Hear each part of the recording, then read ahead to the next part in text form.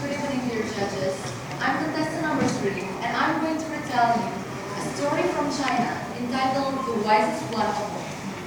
And here is the story.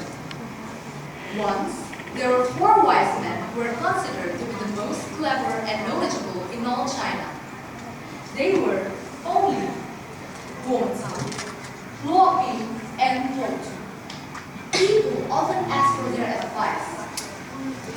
One day, there became a question between these 4 men about which of these men was the most clever of them all. Only the first man spoke. I think I'm the wisest. I can analyze someone's problem in a short time. That's why they come to me. Oh yeah, I don't think so. the second man won't say. I can understand someone's problem even before they told me. I'm definitely the wisest. The third man won't say. How can you be so sure? Every person who came to me could feel so comfortable after hearing my words, even without telling me their problems. The fourth man won't say. Wait, brothers, how can we decide one of us is the wisest? I mean, how can we measure it? Their dispute caused so much confusion that one of the elders in the land, Tahun, was called upon to find a test to settle the matter. What can I do for you, wise man? I am nothing in front of you. The second man won't say. So, Mr. Chen, we call you here to ask you to make a test to know who the wisest one of us is. And so, Tahun agreed. For weeks and weeks, these 4 men waited for the test. In the meantime, 3 of them buried themselves in books of philosophy and mathematics. The 4th man, Tahun, however, walked among the villagers and sat with the elders for hours in a time. He learned much from them.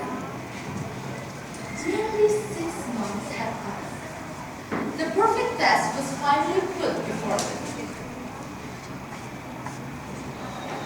Well, gentlemen, I have finally found the best way to test you. Just go to the woods and you will find the test on the base of a single tree in a clearing. And so they started out early next morning before day. But when they arrived there, all they found was a pile of good bones that appeared to be of some sort of animal.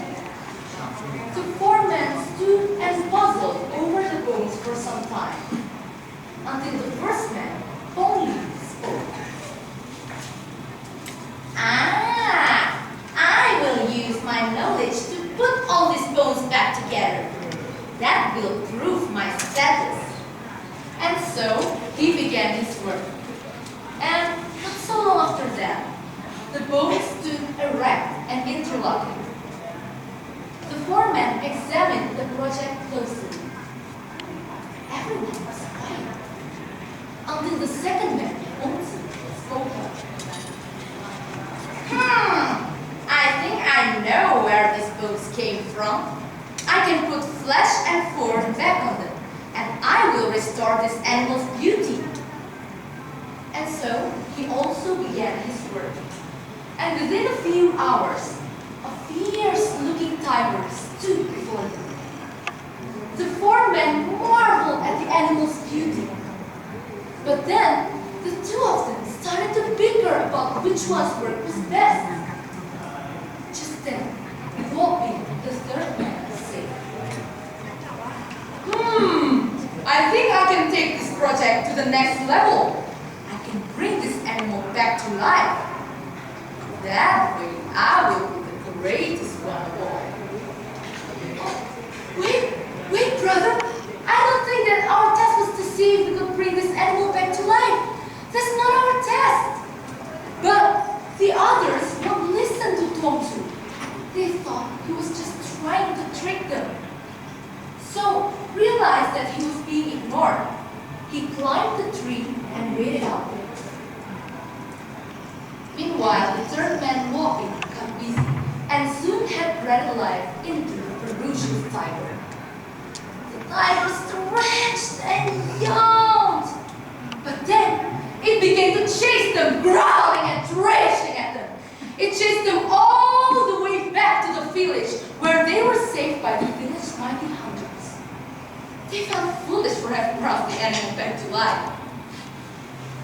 Later on, the fourth man, Tahun, walked back to the village. It was then that everyone realized that he was indeed the wisest one of all. So that was the story of the wisest one of all. I hope you enjoyed it. That's all from me. Thank you.